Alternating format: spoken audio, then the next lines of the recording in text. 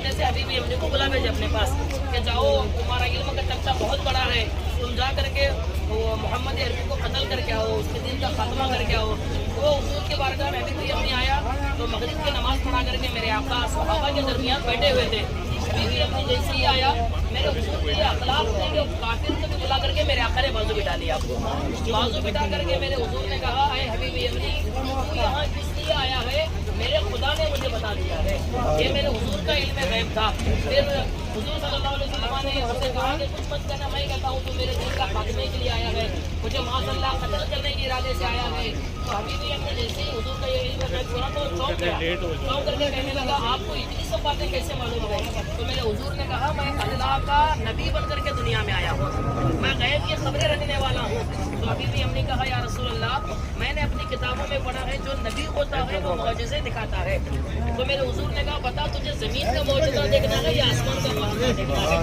ابھی بھی ہم نے کہا یا رسول اللہ تو یہ آسمانی معجزہ دکھاؤ۔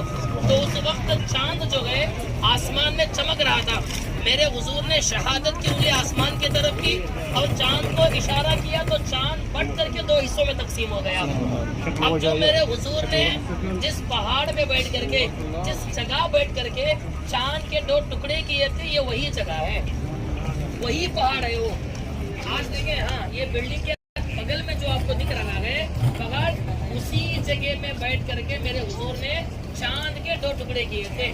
اور اس پہاڑ کو جبل ابی قبیس کہا جاتا ہے۔ کیا کہا جاتا ہے؟ جبل ابی قبیس کہا جاتا ہے، یعنی شق قمر والا پہاڑ، چاند کے دو ٹکڑے کرنے والا پہاڑ۔ اسی پہاڑ پہ بیٹھ کر کے میرے حضور نے چاند کے دو ٹکڑے کیے تھے۔ تو یہ پہاڑ کی بہت خاصیت ہے اور تاریخ میں کہا جاتا ہے کہ اسی پہاڑ کے اندر حضرت آدم علیہ السلام کی مزار پاک موجود ہے۔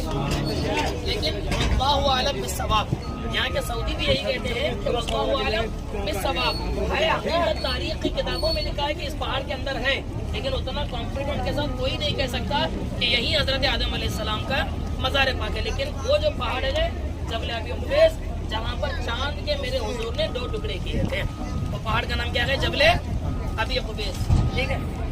اور